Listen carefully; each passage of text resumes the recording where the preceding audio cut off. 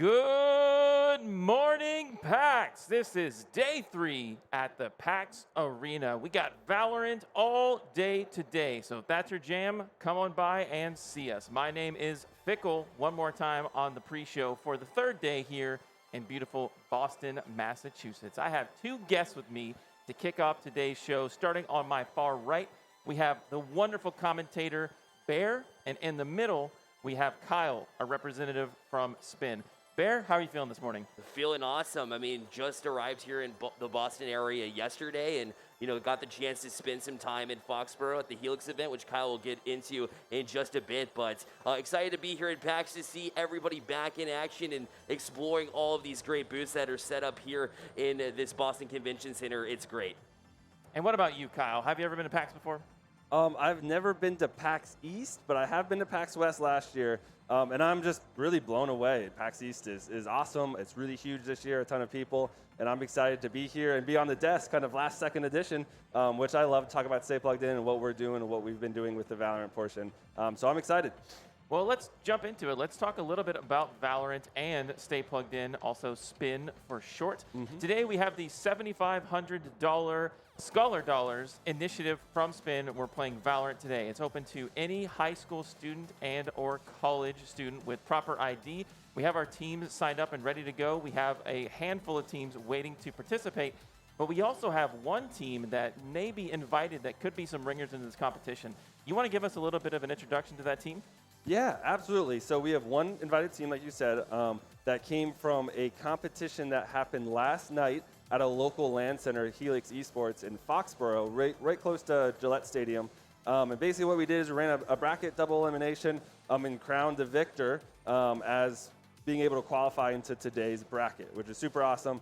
They're on the Stay Plugged In platform, a team that's looking to be recruited. We actually had 2 of them commit to a college this week. Which is absolutely awesome to hear. Yes. So hopefully they can kind of even sweeten that deal with some scholarship dollars to really, reduce that cost of college. And like we always say, that's exactly kind of our initiative here at Stay Plugged In, is to help facilitate those connections, see them get committed, and then also run some awesome events and be part of some awesome events like today's showcase to help them get some more scholarship dollars to reduce that cost of college. Wonderful. Scholar Dollars, letting the parents see the initiative here. We also have Bear on my far right, who will give us a little introduction from the last time we had this event at West. What has changed with the program, and how many success stories have you been able to turn out since then? Well, the first thing that I can tell you is that it's growing like crazy. We also introduced a new platform with Stay Plugged In, which you can check out at staypluggedin.gg. That platform is perfect, allows players and colleges to connect via messages on the website itself. We just added leaderboards as well recently, which keeps track of players' performance, but also their recruiting status and all the information that a recruiter would need, helping out not only the players but also the colleges and make that connection that's not just one connection for a scholarship, which is all obviously really awesome. But in addition to that, you also find the right home, right? You get to talk to the recruiters themselves. Does this college make sense? Do they have the major that I am wanting to study, right? So it helps them not only in-game, but also out-game too. It's pretty cool. And as a college graduate myself, I was just right before the collegiate esports boom hit, in my opinion. I did not have any scholarship options. I would have loved for that opportunity. Coming up through high school, even playing in your local club is just enough to meet friends and locals. I had to do it the hard way with I don't want to date myself here, but let's say some IRC chat, meeting some people way across the internet, not even in my own state, right? And it's an amazing initiative to help people just get involved and get in their communities, and it can be an amazing place to solidify your career. Even if you're not going professional, collegiate esports could be that next step for you, both to get scholarships and as a legitimate option for many students upcoming. We have a little bit of a treat coming up for you guys out in the audience. We're going to do a little bit of a show match here between our 2 teams we have on stage. That'll be coming up just a second. Let's intro the 2 players from 2Z Val before we get into it. Yeah, absolutely. So the 2 players we have from 2Z Val is player Harmony, who was the MVP of yesterday. Clinical in every single map that he played. Then also joining him is Reese, one of the supporting players from yesterday too. Both very integral to that team's success last night. Yeah, I think Harmony, just to kind of add to your point as well, was obviously the MVP of the grand finals. But I want to talk a little bit about Reese as well. 3 different maps were played for this team throughout the broadcast, at least what we got to see. He is honestly a true flex. Started off with Haven on Sky, then a little bit of duelist action with Jet on Ascent, and KO when they went back to Haven, and then Viper to finish things off. And he was a strong Viper, where he wasn't exactly the superstar throughout the event, but when it came to the grand finals in that last deciding map, chose Viper and absolutely killed it, and was one of the big reasons why they won as well. So just a great supporting player. And we have stacked it in the favor of our PAX attendees. We also have some enforcers on stage, and we have some of our crew that are trying to be going against these all-stars. We have set it up as a Spike Rush 2v5, so it is heavily favored for one team, but the skill of the 2Z Valve players might reign supreme. So we have that coming up for you on the stage very shortly, and it's going to be a wonderful time. Let's talk a little bit about Spike Rush itself. So let's go over the mode and see what we can talk about there. Yeah, absolutely. So with Spike Rush, obviously it's a little bit different than your typical Valorant game, and the fact that all of the attackers are going to have a spike that they can plant at any site, which means you'll see them splitting up a whole bunch, especially when it's a 2v5 scenario here, right? So you're going to want to try to pick 1v1s, but with Spike Rush, obviously the attack gets all 5 of them have spikes, but what's the difference? Why do they get that advantage? They have less time to get that spike down, so you'll see a lot of a quicker play. It really gets them to amp things up, and only a few rounds as well, Fickle. And I'd also like to mention that everybody has a spike, because that's one of the main things about Spike Rush. You never know when the plant is going to go down, because as opposed to the regular mode where there's just one person that's holding the spike, everybody gets a spike in this mode, and there's also wacky power-ups that have everything on the map. And I believe we're almost ready to get into the match. And before we do that, I want your predictions. What do we got here? Oh, man. Already doing predictions. It's not even the competition itself, more of the pregame. I love it. Honestly, the way Harmony played and Reese played, I think they actually have a shot here. Now, I haven't seen any of the PAX squad play, so maybe I'm getting a little bit ahead of myself. I think I'm going to need at least a round or two to kind of decide here. Yeah, absolutely. I think, one thing I will say, I'll put a prediction out there. I'm going with the team that won last night. They're hot off a win, hot off a championship. And I think even down 3 players, I think they're gonna come out on top. All right, we are ready to get into it. But first, before we get into the match, we have a word from our sponsors. Excedrin. I'm fading. One bad headache can crash your entire game. Excedrin relieves headaches fast. Headache triggers incoming! Intense stress. Sensory overload. Loud noises! You call for backup? Excedrin fights headaches fast.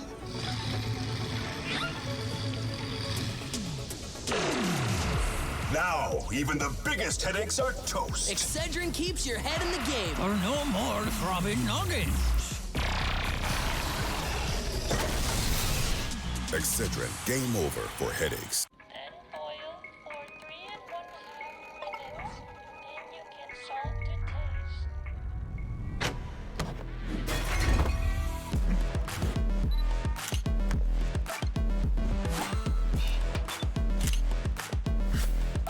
How can I help? I need more eggs.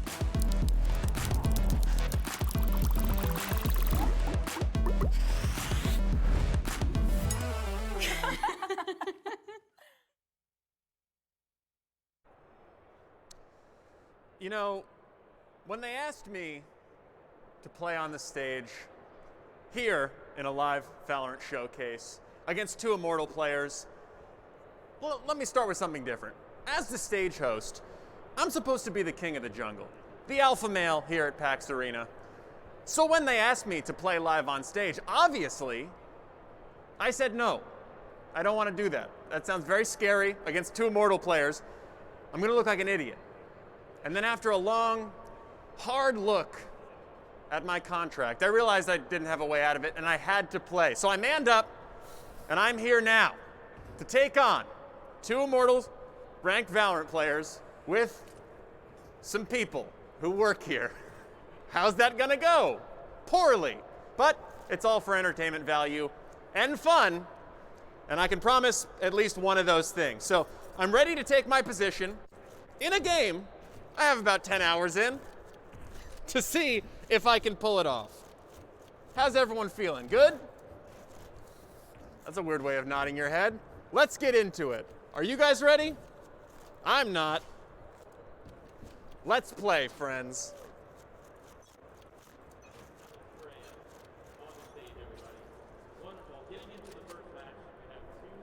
Players going up on Fracture on Spike Rush. How much more chaotic can you get there? Man, it is going to be absolutely nuts. And I do want to point out that I wouldn't take this challenge either. I have a few more than 10 hours in this, but they're going to have a tough time going up against it, but it should be a whole bunch of fun.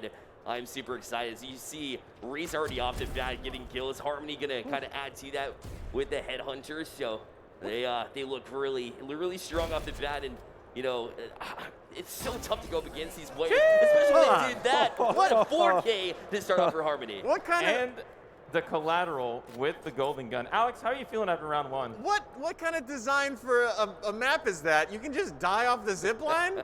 Why'd they do that? I'm going to say, can we just set a stage rule? I got to get off the zip line. That does not seem fair. I understand that might be my fault, but it's still not fair. Well, round one, unsurprisingly, goes over to the 2Z Val boys. I wouldn't expect it either way. Remember, you do come into Spike Rush with random guns, so we're starting off with a Bulldog here. Coming through halls, a spray transfer from Harmony. Kitstu dinks another one. He's hunting. That's a nice 3K from him out in A-halls. And that's going to be a even score line here for the 2Z Val boys. You got to check your doors, right? All three of them just walked past like nothing was going to happen. Harmony had a great position there indoors, able to jump through and get another one, the 4K. And if I'm Reese here, I'm letting Harmony get this ace. What? It goes down again. My goodness. Follow up a 4K with an ace. He's ridiculous. Ace already on the board for Harmony. Amazing stuff. Done it with the Bulldog. It's not even fair out there. And I tried to stack it in favor of the 5 players by putting more of the bodies in the way, but it doesn't really seem like it's helping. Alex, what do you think? I like the gun choice this time. This is my kind of weapon. Spray and pray. It's not looking good. I didn't even see the guy who killed me last time. No, if we just sit here. Well, Alex, I might be able to give you some hints here. It seems that Harmony has pulled out his big gun, so maybe it'll peek around the corner dry. Okay, I'll just stay right here. This is fine. Can't kill me if they don't come over here. I am feeling the vibes right now that the PAX Arena is just how bad are they going to get embarrassed? Or, I mean, coming in, you know, one of the players from 2Z Val is named 2Z Val, right? So they're known to troll a little bit, right? So to kind of bring that into fruition here, maybe they go a silly tactics to see how far they can cut into the PAX Arena crew and in their mentality here. And we have one cowering PAX attendee just waiting for their chance to see if they'll push. Okay, cowering isn't a fair description. This is tactical. I do the same thing in my apartment every night. Well, we are getting onto the site here. Looks like the trademark is going to spot one. They are alerted to him. He's slowed down. I don't think he even knows what's going on. This is a big win. This is a big win. Oh, he missed the golden gun shot, pulling out the Odin. Here comes the spray, not transferred enough. Only 4 seconds left, not enough for the attacking side to plant.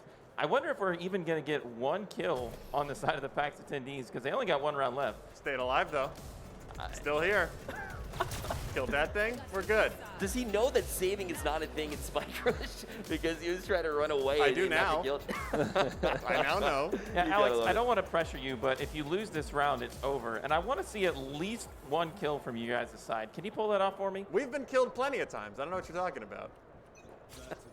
I want you to kill them. There's some mixed words in there, but now we have the attack from the 2Z Val guys. Harmony taking another one with the Headhunter. Combined KDA of 0, by the way, for PAX Arena. I don't think I've ever said that in my life. Love that. He's tiptoeing around here through Hall. Gonna find one. Not even damage. Oh, heal in the process, rather, as he's chasing him down, trying to cut him down. Can he get him? Oh, yes. We got one. Let's go. There it is. That was all my coaching. There we go. Round. Let's go, Alex. Let's go. All right, I'm starting to feel better about that Vegas bet I placed. Wow, what a turnaround from no kills to a round win. That's unreal. Cinderella story.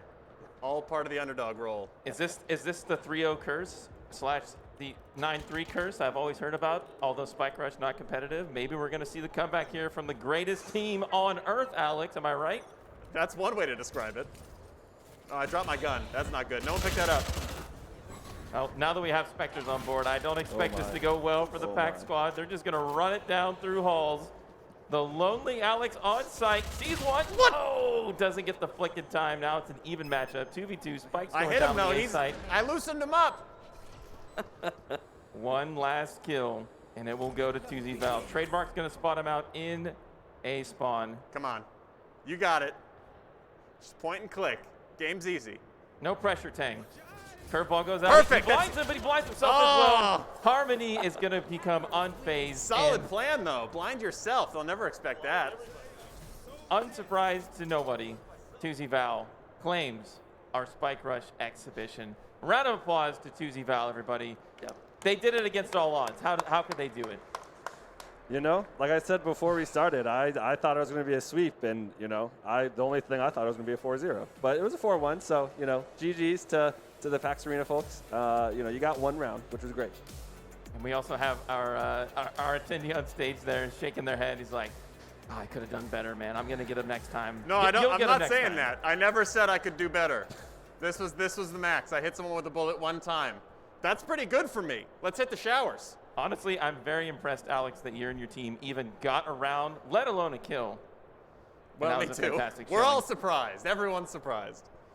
Well, thanks so much for playing up on stage. We have more Valorant action coming up after this, but before we go, let's intro this segment a little more time. I know we're having a little more fun with this, and that was just a showcase, but what we have coming up later on the broadcast is going to be 5v5 competitive between any eligible high school and college student that has signed up here at PAX. They're going to be playing live on stage. They're playing in the land in front of us. It's going to be more intense action.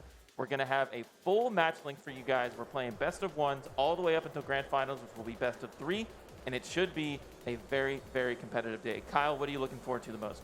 I'm just looking forward to seeing these players really just get on stage and compete at the end of the day. You know, I had some kind of a preview last night at that tournament to qualify that one team as our invited team.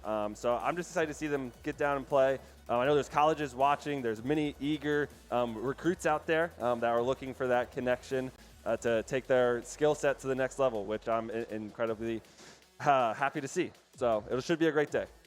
And what about you, Bear? Do you think anybody out there in the PAX audience, the general attendees, are going to be able to take down 2Z Val? Because I'm pretty sure that team is all Immortal Plus. And putting together a squad here at PAX, although we are one big community, they may not be able to put together as good of a team. Do you think anybody out there is going to be able to compete? Well, I kind of disagree with that motion because I was there in Seattle and I saw what happened at PAX West, and even the random sign-ups, as we call them, there's so much talent everywhere. And here in the Boston area, I'm looking to see who's got that talent, and you can kind of get a sneak peek as you see these PCs set up. So honestly, I think that 2Z Val has quite a great chance here, but are they going to win, Fickle? I'm not 100% convinced that they can get through all these teams. There's a lot of talent in Boston.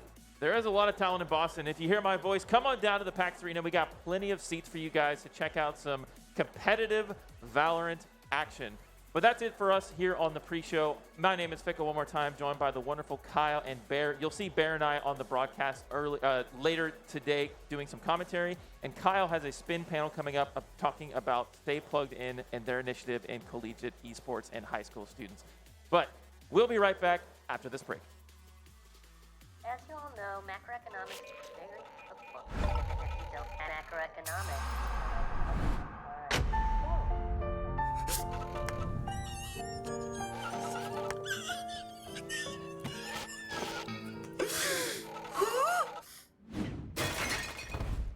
This marks the battle for push off the spring of day. Just watch. And if you Nice. Oh, hey, sorry about your girlfriend, man. Who?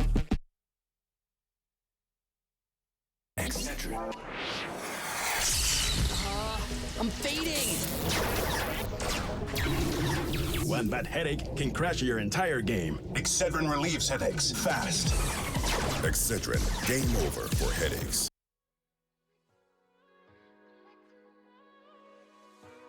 Wish on every shooting star that you still come back to my heart. Can you see how we've come so far? Hope you still come back to my heart.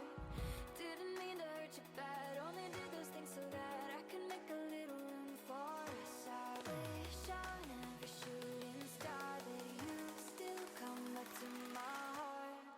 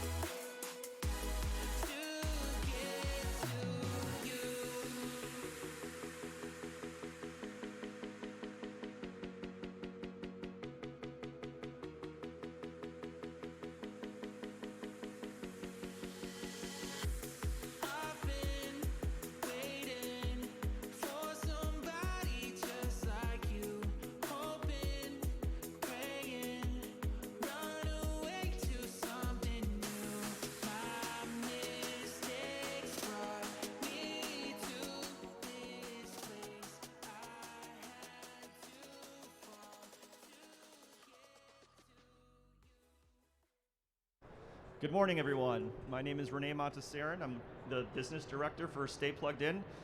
Here with me, we've got two special guests to talk to you about the esports collegiate landscape. So we will rifle through a handful of questions that we can have a discussion, hopefully a little bit more dialogue, and leave some time for you all in the audience to ask a couple questions. We'd love to hear from you as well. We're super excited to be here.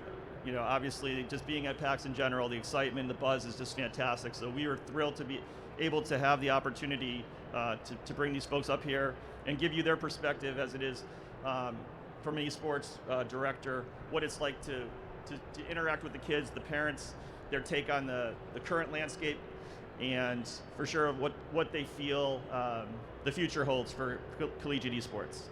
So I'll have the folks to my left and to my right introduce themselves, and then we'll get started. Hi everyone, my name is Aaron Koliakimo. I'm the Assistant Director of Esports at Bay State College. Bay State College is located in Boston, Massachusetts. We have multiple titles in Overwatch, Rocket League, Fortnite, League of Legends, and several more games. Hi everyone, my name is Timothy Fowler. I'm the Director of Esports at Southern New Hampshire University.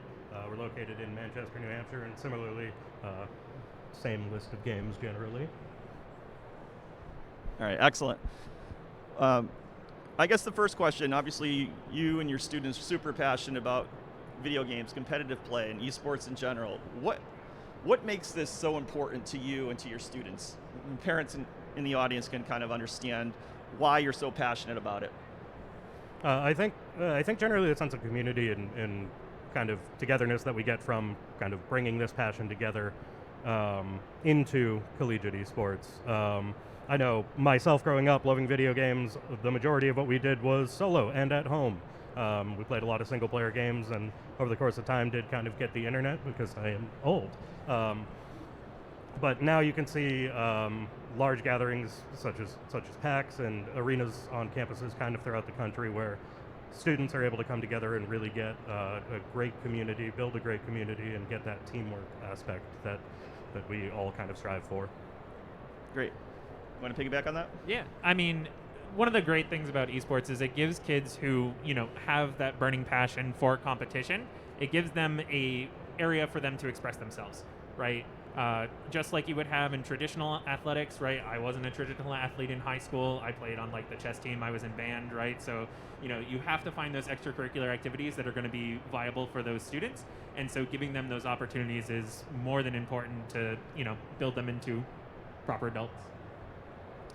Excellent. Those are two good points. And as a parent who was a traditional sport kid growing up, I was not a gamer. My kids were gamers. They love to play. They're traditional sport athletes today. I can tell you in their downtime, what they do with their teammates and to socialize is gaming.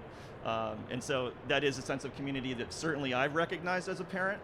And knowing that more colleges seem to be moving towards creating these esports spaces, not just for their esport athletes, but for the community in general. And I think that's something that's been very positive. Can you elaborate on that as far as the rest of the students that have embraced the esports teams? Do you feel that the community goes beyond just the esport athletes? Yeah, so in particular, we opened our arena this year, this fall of this year, which was really exciting for us. We now kind of have a home on campus. And we see not only our varsity players come in to support all of the other teams that are playing, but all of the other people on campus, students on campus. We make sure that our arena is open every day from 10 a.m. to 5 p.m. Any student on campus has access to come in and play on the computers. We want to make sure that access was open for everyone and it was inviting for everybody to be able to do that. Excellent. We've really seen them adopt that and be part of the community. It's been great. That's great. And for us, one of the great things that we've started to see is that a lot of students are coming in for production. They're coming in for graphic design. They're coming in for marketing. They're coming in for a lot of different aspects that are periphery to esports, right? So it's not only about engaging those students that are going to be at that highest level of competition, it's about engaging those students who are going to be part of the club teams, the students that are going to be part of kind of the back end business with esports too. Yeah, so that's a great point. And what we've seen, especially with our participation in running some of the high school events, talking to the high school esports directors, they're spread thin, right? The teachers basically a lot of them are just poked on the shoulder and said, we need you to do this. And teachers, being as great as they are, typically will volunteer and say, yeah, I'm all in for this. And if you happen to get someone who's passionate about gaming, you're that much further along. However, one thing that we've noticed with the more successful schools that have gotten these programs off the ground, to your point, the students will be involved in the program. They own the program, right? They're helping with the production, they're helping with the streaming, they're taking the videos, they're editing the videos, and so it's kind of one of those areas where parents I don't think, recognize how much involvement these students have. It's not just about gameplay, right? Like, there's a lot more that goes into it. So perhaps you can elaborate kind of what that typical day looks like for these students that might have more of a role than just gameplay. Sure. Today, actually, our Valorant team is going to be playing in the Valorant tournament here at PAX, and we've brought one of our social media specialists with us. So the entirety of our production, from graphics to the front-facing social media, is all done by our students. So we have just over 20 students in work study doing graphic design, video production, doing broadcast technicians for our Twitch page. So students really have a lot of opportunities, not only with internships, but also in work study, to get involved, learn some really cool technical skills, and not necessarily just be somebody focused on playing the games. Got it. Excellent. Yep, and kind of looking at from the competition space, these kids are going through a regular practice schedule that you would see from a lot of traditional sports. I know our League of Legends team, if they're not having a game, they're usually scrimming, anywhere between 4 to 6 hours a night, Monday through Friday, right? And then, even today, the CLL National Championships for the top 32 starts today. And, we're playing in that as well. So they're kind of just building up to all of these big tournaments and trying to work in these areas. So it takes a lot of heart. It takes a lot of time. And, we try and make sure that our students know those time management and time organization skills and try and build upon them. Excellent. And that kind of leads me to my next question is, what formal support system do these students have to make sure that they're able to manage, the time constraints of, training, gameplay, matches, etc., to make sure that, their studies are not suffering from the number of hours that folks are having to put in? Yep. So for a lot of programs out there right now, they're still in those building phases, and just to everyone out there, they will get better, right? Everything is going to start building upon it. I know Tim and I, we're quite fortunate. We were actually talking about this before we got up on stage, where we both have multiple coaches. We have analysts. We have student managers. They're going to all be in charge of the scheduling. They're going to be in charge of making sure that the team is getting where they need to be on time, and they're going to be responsible for the practices. My role as a director is to make sure that the students are going to class, right? They're passing their classes, and if they're not, then we have to get them in touch with our campus tutors, our campus help. If we have students that have issues with mental health, right? We have counselors on campus that they can go to, talk to, and help them work out. Great, that's great to hear. I think that's reassuring for a lot of parents, especially, and just in general, when you send your students off to college, whether they're a traditional sport athlete or just a regular student that's going to be engaged in clubs, or an esport athlete, you want to make sure that they're supported, that they're going to have that community that can pick them up when they need it. And certainly, as parents have had anybody that's gone through high school or college, that there's going to be some adversity. And it's great to see that, you all are recognizing that, especially on the mental health side, which we know in general is a big issue, not just for esport athletes, but in general. So I applaud you all for making sure that is a priority. So if I look at high school students today, obviously you can see the talent level when they compete, but that's not everything that goes into what makes a successful esport athlete, right? So besides gameplay, what would you say are some of the additional skill sets that you're looking for in a potential recruit? One of the big ones for me is just kind of mindset of growth and learning. So historically, I used to play StarCraft 2, for example. That was one of my favorite games when I played competitively. And instead of playing a game session of 3 or 4 hours and not going back and taking a look at all of your videos and VODs and learning from them, after every game, taking a break, knowing how to learn, knowing how to accept that what they might have made an improper play, or that they aren't necessarily just dealing with luck, and really taking responsibility for what might have happened in a game. So really taking that learning mindset forward, knowing that they can fail, they will fail, and to move forward from it and to learn from it. Gotcha. And that seems to be something that we've seen in these competitions as these esports athletes. I mean, it's win or bust. They really have that mentality sometimes that if they don't win, that it is complete failure. And it's important to remind them that it's okay to fail and it's necessary to succeed, right? You have to be able to go back and reassess, how you performed, what you could have done differently.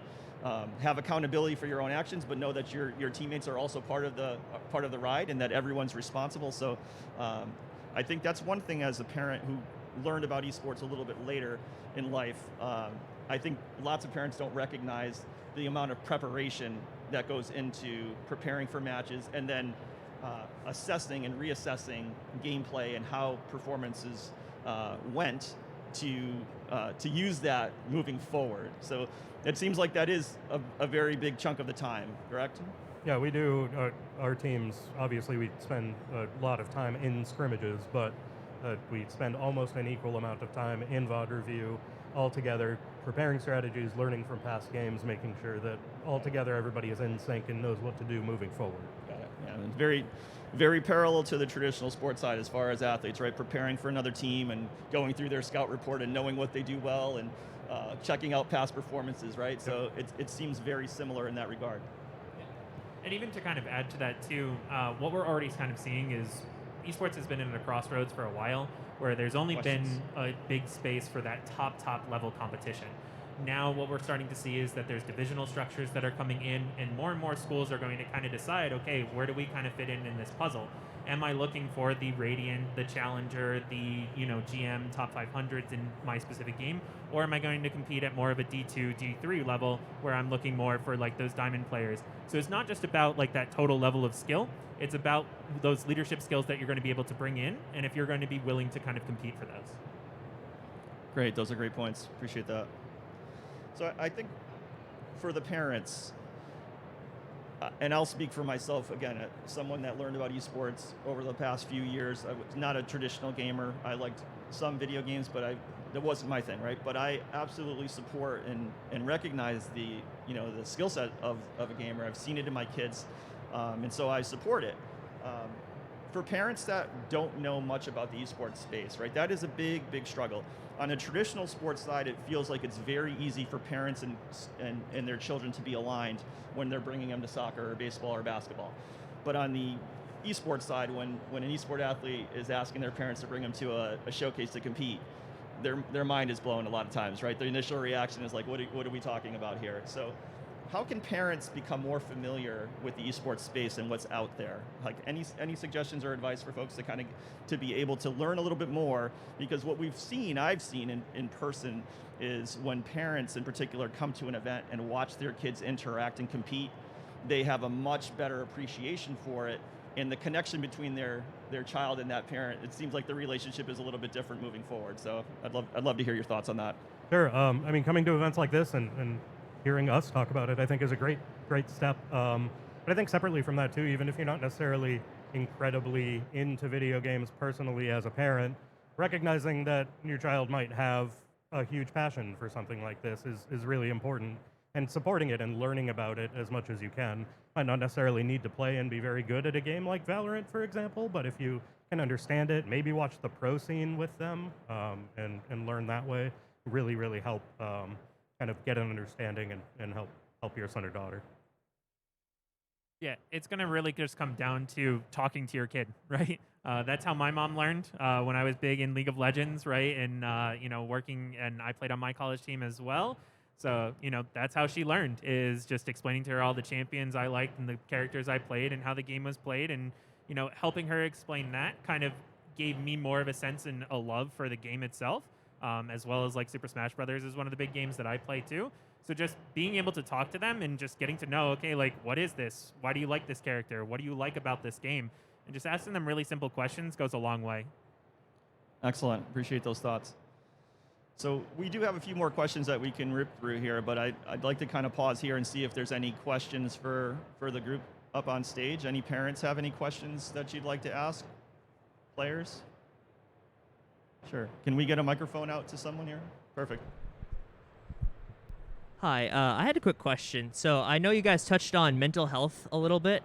I wanted to know what are your thoughts and opinions because I know the drive to win can be pretty extreme, and I also know that a lot of players at the esports level do have ADHD or ADD. But how do you kind of deal with like Adderall or like performance enhancing drugs in esports? What are your opinions and thoughts on that? I'll look to my left and right for that question. I'm not sure if that's within your realm. If not, certainly we can come back to you and try to follow up, but it's an interesting question. Yeah, I mean, substances are always going to be frowned upon with any sort of competitive realm. So just trying to work with the students and understanding where their backgrounds are coming from is really important to us. One of the things that Bay State has done is we're actually working with a sports psychologist, so someone who has actually been working, originally was looking for traditional sports and has moved more into this realm. And just talking with them, they've actually started to learn more and more about the space and trying to just, better help them, right? You're in a competitive environment. You're always going to be in that type of competitive environment, and substances are never going to be the answer. So just finding other outlets that's going to help the kids deal with any sort of issues that they're going to be developing. Finding ways to recognize any sort of substance abuse is really important, and making sure that mental health is not taboo and can be spoken about kind of freely within the program is really helpful. And then working with the Wellness Center on campus, getting an understanding from them what they think is the best course of action, I think is probably the best way to go about that. Very good. That's a great question. Thank you. Yeah, I'm okay. Anyway, thank you so much. I'm interested in the transition from high school to college. The idea that, for instance, my son who games, gets random emails from people saying, "Oh, we want you." It seems like, in some ways, it's like traditional athletics that you get a call or you get an email saying, "We'd like you to take a look at us." But it's also a little bit different because it seems sort of random the way that you're contacted. Can you just tell me a little bit more about that transition from high school to college, how that process works as it relates to this, so that I can and others maybe understand better how this is different and the same? Thank you. Did you guys follow that question? Yep. I think probably one of the biggest differences, while they are really similar when it comes to recruiting, one of the biggest differences is everybody has a rank and is ranked kind of nationally in the game's ranking system, and separately a lot of young people are not only participating in tournaments online, but their tournaments are getting streamed, so there is just game tape available online. So while it might seem fairly random that somebody might be outreach, there's probably good reason for it, and scouting has been done at some of those high school events. Here, you want to talk about the recruitment process? Yeah, absolutely. So, I mean, even one of the recruitment process that I had, and it's like really simple, but I would actually just message people on Ladder, which is, the ranking system that Tim was just talking about, where if I get put into a game with you and I'm playing one of the games that I can play at a high level, sometimes it's just reaching out and getting that initial message. Right now, we're kind of in a weird standstill, or a weird kind of crossroads again, where it's difficult for us to find the parents' contacts. It's difficult to find an administrator's contact at a high school so that we can actually have that conversation, adult to adult. So a lot of directors, we're reaching out on Discord, right, and just starting to have that conversation and reaching out on other social media apps and starting those conversation pieces. It will get better as more programs like Spin and eFuse and all of these other online outlets as they kind of progress. But right now, that's just the realm of where we at.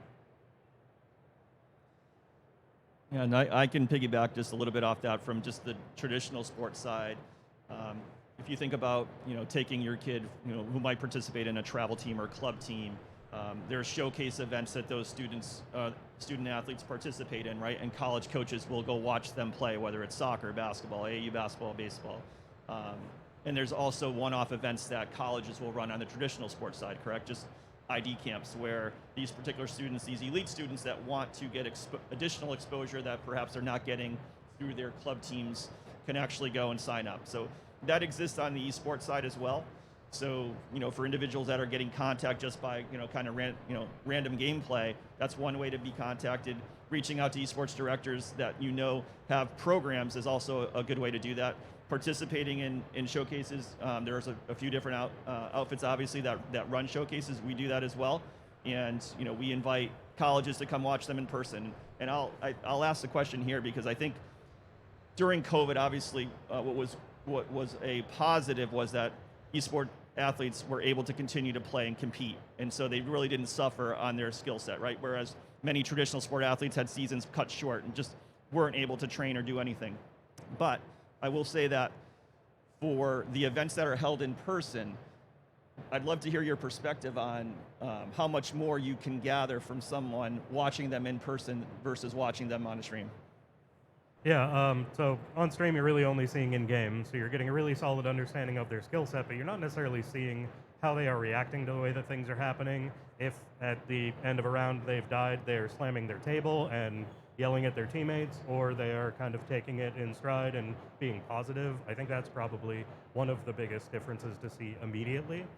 And then separately from that, you can also really get an understanding of focus and kind of what their preparation looks like, if they have, some ritual that they put together for actually setting up all their equipment, and different ways to do so. So there are two that are just like very immediately apparent in person. Yeah, and when you're bringing a student into an in-person event, there's going to be kind of an even playing field. They're all on the same network. They're all on the same ping, right? So you're not going to have these issues of if a student is from the West Coast and they're playing against people on the East Coast, right? In a lot of the FPS games, we see that with like server issues. So bringing them to that LAN event, you can kind of really sit down and be like, okay, in a similar environment with similar equipment, how are these students going to perform?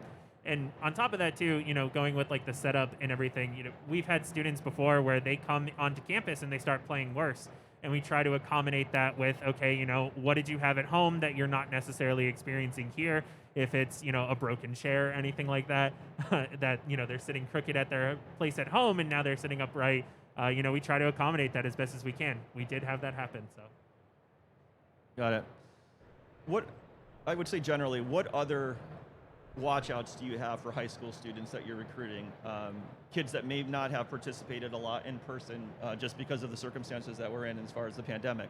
Do you have any words of wisdom as far as biggest things that they would need to adjust to be able to move from a high school, just maybe a casual player, competitive but casual, to now you're competing on an actual team?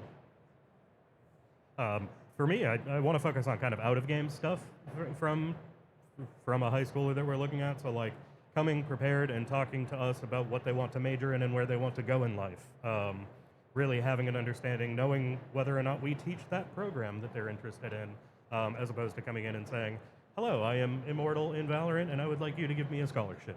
Right. Really coming prepared, being focused on school and their degree, and letting us know that they are as prepared as we are to help them get that. Got it. Excellent. Yeah, I mean, we do see that a lot, where we do get a lot of messages, hey, I'm in the top of my rank for my particular game, looking for an esports scholarship. That's not necessarily the best approach. You also have esports where it's interesting that you have a lot of people who can be 16 and 17 and just go directly to the professional scene and just completely circumvent the collegiate scene. So collegiate has, again, kind of developed into that like tier 2, kind of tier 3 competition, and that's where we continue to see it develop. Any other questions in the audience? Hi, I'm from a college where I worked with the esports program for a long time. I was a coach and a manager.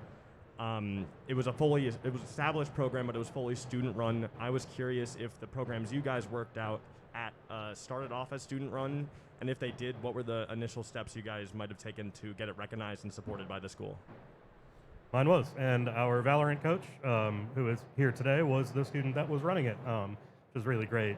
I had experience in esports when I was in college. I founded a competitive gaming team because it was before it was called esports. Like I said, I'm old. But our students were actively within the gaming club participating in esports. And they had JV teams for League of Legends, and I came in and started to volunteer coach for the League of Legends team as a staff member. From there, we built a program plan, and we were really lucky in that the school was 100% on board. We thought that we were going to need to go to the school and say, hi, this is why we should start a collegiate esports program. And they said, we agree with you. Can you tell us how to start a collegiate esports program? So really having everything prepared ahead of time, knowing what that structure will look like ahead of time is really, really helpful. And to some extent, getting lucky that the administration is interested and on board. Yeah. That's great. Yeah, for us, we actually pretty much just started out with having, bringing in talent that's going to be in charge of the program. However, the first team that we started with was the students that we had on campus. Then we were able to go, okay, look at the success that we've had with this program. Let's start developing it. Let's start actively recruiting students. Let's start, bringing in coaches, etc. My first program, I started as a student, though. So, we've definitely seen all different kinds of sides. There's over 400 colleges at this point that have some semblance of an esports program, and they're all in different phases. Do you have any students that you recruited just simply to be a caster or be part of the production that don't compete in gameplay? We don't have any specifically that were recruited for it, but I know that even the incoming freshmen that have been touring with us, doing admissions days, are already interested in those positions. We're in the process of working on putting together something like an experiential scholarship that is kind of separate from an athletic scholarship that would be specifically to play on the esports team. That's excellent. And we've heard a couple of instances of high schools that have had kids that are part of the program that are, they're into gaming, but they know that they're not going to be able to reach that level of actual competitiveness at the collegiate level, but are very, very strong at casting and want to be in the esports space as a career. So that's encouraging to hear. Yeah, we've recruited multiple students to be graphic designers. We've had interns work at the college as well. So we've been able to bring in a lot of talent to kind of help us. One of the other things to kind of mention is managers. We do have some students that are on campus as managers, and they've been recruited as managers for their particular game. Either they've worked in the tier 2 scene, tier 1 scene, whatever it might be, worked with other organizations, and they have that experience kind of managing some sort of organization. Excellent. Hi. Yeah. Hi, how are you? My name is Russell. I don't know if they can hear me.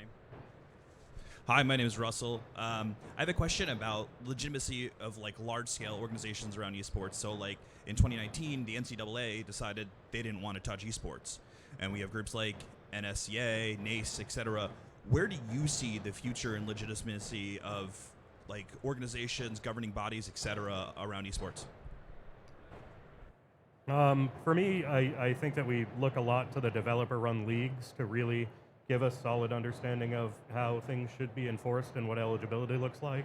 And then kind of separately from that, we can also mirror the requirements of NCAA in some cases. So regardless of what league we are playing in, if we have minimum GPA requirements and progress towards degree requirements, schools can handle that on an individual basis.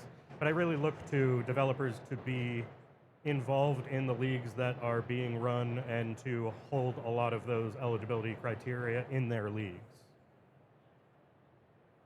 It's a great question, too, and I kind of wanted to piggyback off of that, but we'll let Aaron kind of chime in on that first. Yeah, I mean, there's a lot of leagues that are just kind of out there. There's NACE, NECC, ECAC. There's the traditional athletic conference ones. Big East has a sponsor, or has their own conference that they do League of Legends, Rocket League, a couple of other games. The NAIA is directly involved with NACE, which is a direct competitor for the NCAA. So we have kind of, started to look at NACE and be like, okay, what is their role? Even though NACE has already kind of said that they're not going to be a governing body within esports. So again, right now, it's unknown, but I know that a lot of these players are developing and trying to push into that realm of, okay, what's going to look like a governing body? What's going to happen in terms of the investment? How quickly do you think that transitions? Is that something that you see changing vastly in the next 1 to 2 years? Is this more of a 3 to 5 year development? I'm not sure, to be honest. I think probably as soon as it becomes readily apparent that the rules are being broken on a wide-scale stage, which I don't necessarily know is the case yet, but I think that if it does and the system is being abused, then something will come in to say, we need some regulation here. We need to all get together and figure it out. I think right now we have a unique issue where in sports, no one owns basketball, no one owns soccer, no one owns football. but Riot Games owns League of Legends and Valorant. So you typically have to go through Riot Games. Riot Games does have a governing body. It's the RSAA, right? So all of their games do have to go through them. You have to get approval.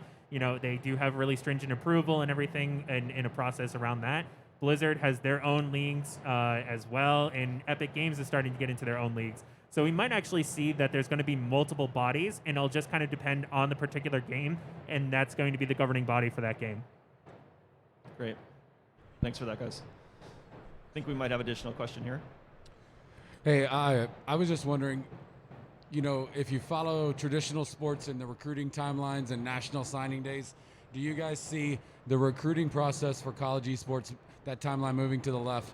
You know, as I've talked to Aaron over the last couple months, you know, most kids want to be committed, decision made by this point, but esports seems to be a little later on. So do you see that timeline moving to the left over the next couple years so that kids can make decisions earlier, do visits, and so forth?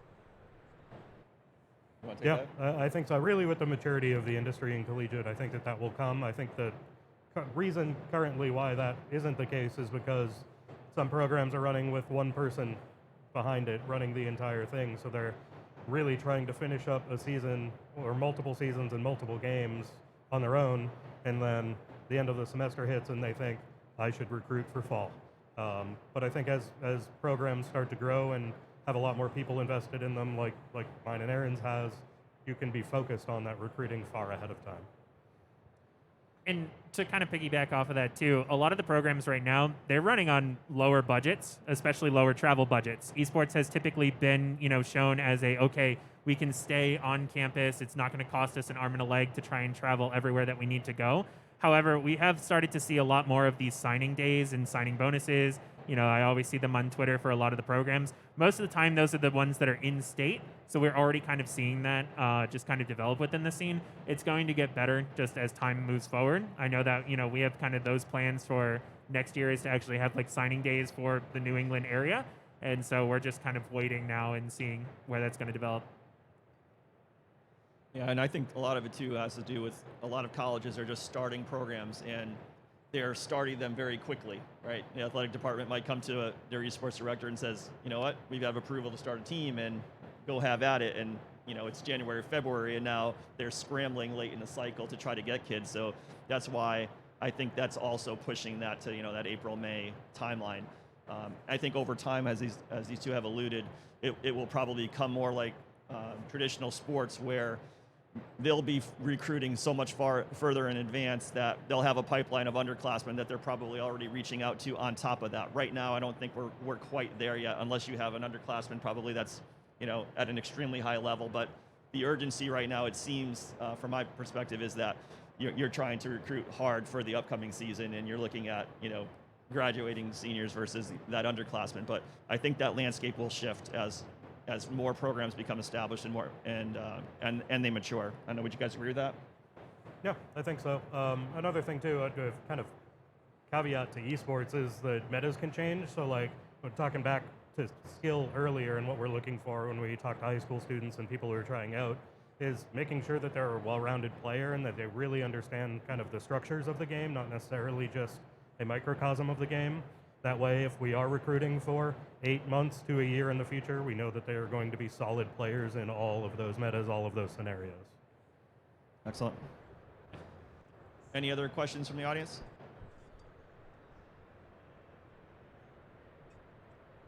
Okay, great. Excellent questions. I appreciate the participation. It's fantastic to hear and learn from each other, right? So it's encouraged. If you think of another question, feel free to raise your hand. I guess as we look forward, obviously with anything that you're involved with, there's always ways to improve on things. What do you see are some of the biggest things that esports could do better, or you all could do better for the community to help kind of students have a better experience with this?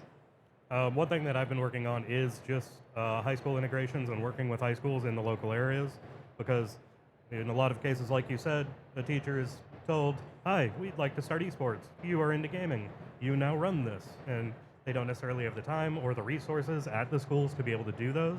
So connecting them with PC providers and giving them the structure that they need to really understand it and then helping them with oversight. One of the things that we've been trying to do, in addition to helping high schools understand esports and how to set it up, is to get our collegiate players in the high schools to help teach them and to coach in some cases. So it gets our students experience doing so, and it gets the high schools the support that they need to kind of get ready and participate. No, that's great. I think that the high school students can certainly learn a lot from just watching that interaction. I've had experience talking to a couple of high schools that have some interaction with local colleges. They're club teams, but their players have the ability to interact and play with players that are competing at least on the club level, and their esports coaches speak super highly of the experience. They come back, they're always getting something out of it, and it gives them something to think about as they're looking into their own future at the collegiate space. So. Yeah, and kind of talking about the pre-college phase, then it's also looking at that post-college phase. So finding these students, a pipeline into the professional scene, into the tier 2 scene, right? Helping them get those internships that are going to help them build those types of professional relationships so that once they finish and they graduate with their degree, they're kind of set up into a job or a space in an area that they're interested in working in. So just trying to make sure that, not only are you kind of helping that high school student come into the school, but even after they've gone through the program, gone through the school, they're kind of set for the rest of their lives. Okay, and that kind of leads me to one of my final thoughts here. So as a traditional sport kid, it was a dream of mine to play professional basketball. Then it was to play professional baseball, and then it was to play professional basketball again. And that was probably all within a 1 week time span, right? Was able to play in college, recognized quickly that at the collegiate level, even that was a stretch for me, and that playing professionally was not something that was going to happen. In the esports world, we see these kids a lot of times, they have visions of playing professionally, and many of them can achieve that. And then like many traditional sport athletes, some of them may fall short of that, right? And so being able to compete and participate at the collegiate level gives them that experience. But for kids that may not be able to compete at that higher level and want to stay in the esports space, can you give some guidance to parents and to let them know the opportunities that exist in the esports space as far as potential future careers? I think a lot of these secondary roles that we've been talking about, there are opportunities for in esports. Finding professional organization, understanding that they need social media people, they need lawyers, they need across the gamut of skill sets, they need those people to be working in their industry. So if they're not necessarily focused on becoming a professional becoming a professional player, for example, focusing on those skills and talking to those people in the industry that way. Excellent. Aaron, you have anything on that? Yeah, I mean, we've talked a lot about, bringing students in as production students, graphic design students, right? Those skills are not just for college. They're going to transfer into that professional scene, into any other kind of job that they're going to be interested in. But pretty much anything that your student is going to be interested in, they're going to find that they can kind of equate that into the esports space. Lawyers, as you mentioned too, but the medical field, right? All right, like carpal tunnel, sports psychology. We've kind of already hit on those particular points. So I mean, it just really comes down to them getting involved within that space, learning a little bit about it, and then when they graduate, they're going to have the progression into their regular adult lives. Excellent. I'll pause one more time to see if anybody else has any further questions in the audience. All right. Thank you, everybody. Any final parting words for folks, either parents or students, giving them a little bit of guidance as to how they navigate the next couple of years from the high school perspective as they look to transition to the collegiate level? Don't be afraid to reach out, just directly to anybody. We have public Discord servers for our programs. We have Twitch pages. Reach out, talk to the people that are there, learn what their community is like, reach out to the directors, learn what their community is like. Become a part of it. You can do so even before, matriculating into college. Great advice. Yeah, I mean, 5 years ago, we kind of look at the space, and there were no scholarships. There were no esports arenas. Or, sorry, actually, 5 years ago, we kind of started to see some scholarships out. Now, it's an expectation that there's an arena. It's an expectation that there's going to be someone in charge of these programs. So within the next 5 years, who knows what this space is going to actually look like. You probably will see more of a formal pipeline. You're going to see more of this formal marketing. And so, for the graduating seniors this year, just reach out as we kind of mentioned, and just try and be that change in the space that you want to see.